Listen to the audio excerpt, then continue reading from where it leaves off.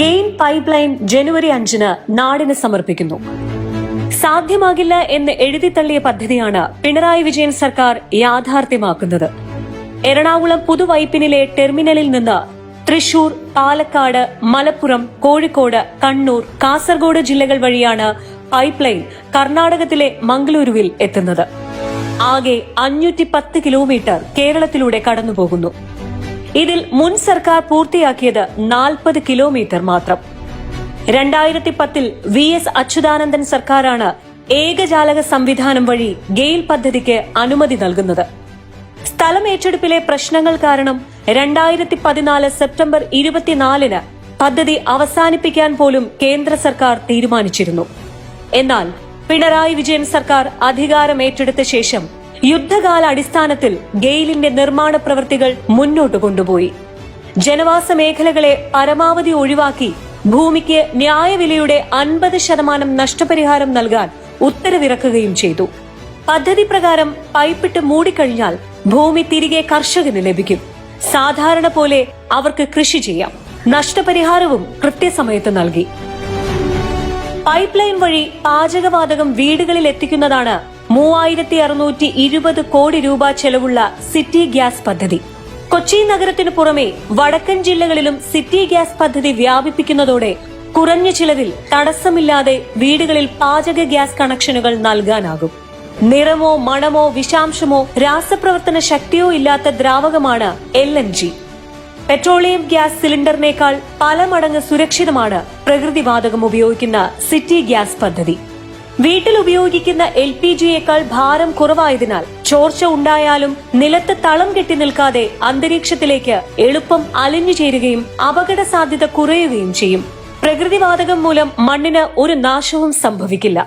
സാധാരണ ലഭിക്കുന്ന ഇന്ധനവാതകത്തേക്കാൾ 30% വിലക്കുറവിലാണ് പ്രകൃതിവാതകം ലഭിക്കുന്നത്. മീറ്റർ റീഡിംഗ് പ്രകാരമാണ് ഗ്യാസിന്റെ ബില്ല് അടയ്ക്കേണ്ടത്.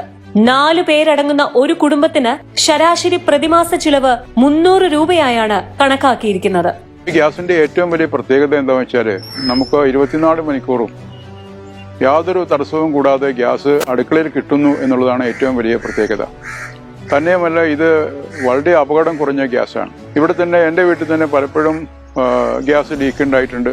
പക്ഷേ ഒരു അപകടം ഉണ്ടാവാതെ ആ ഗ്യാസ് എത്രയും പെട്ടെന്ന് തന്നെ ലീക്കായിട്ട് പോയിട്ടുണ്ടാവും. പിന്നെ ഒന്ന്, ഇതിന്റെ ലാഭം. നമ്മൾ സാധാരണ LPG ഗ്യാസ് ഉപയോഗിക്കുന്നതിനേക്കാളും ലാഭകരമാണ് ഈ നാച്ചുറൽ ഗ്യാസിന്റെ ഉപയോഗം. വാഹനങ്ങൾക്ക് CNG ലഭിക്കുന്നതോടെ ഇന്ധന ചെലവ് 20% കുറയും. 53 രൂപയുടെ വാതകം ഉപയോഗിച്ചാൽ വാഹനങ്ങൾക്ക് 50 കിലോമീറ്ററോളം സഞ്ചരിക്കാം.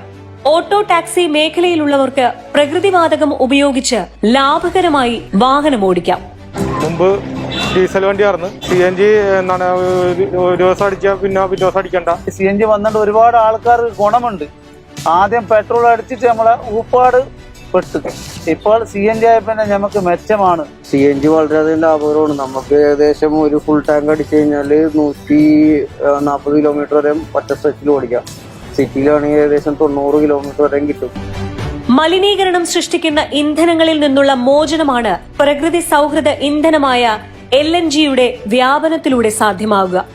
ഇന്ധനക്ഷമത ഇരട്ടിയോളം വർദ്ധിക്കും. പദ്ധതി മുഴുവൻ ശേഷിയിൽ പ്രവർത്തിക്കാൻ തുടങ്ങുന്നതോടെ 500 മുതൽ 720 കോടി വരെ സംസ്ഥാനത്തിന് നികുതി വരുമാനം ലഭിക്കും. സംസ്ഥാനത്തിന്റെ വ്യാവസായിക വളർച്ചയ്ക്കും സാമ്പത്തിക മുന്നേറ്റത്തിനും വഴിയൊരുക്കുകയാണ് ഗെയിൽ വാതക പൈപ്പ് ലൈൻ പദ്ധതി. ഒരു പതിറ്റാണ്ട് കാലത്തോളം ഇഴഞ്ഞു നീങ്ങി ഒടുവിൽ ഉപേക്ഷിക്കപ്പെട്ട ഈ പദ്ധതി യാഥാർത്ഥ്യമാകുമ്പോൾ നാട് കടപ്പെട്ടിരിക്കുന്നത് മുഖ്യമന്ത്രി പിണറായി വിജയന്റെ വികസന കാഴ്ചപ്പാടിനോടും ഇച്ഛാശക്തിയോടുമാണ്.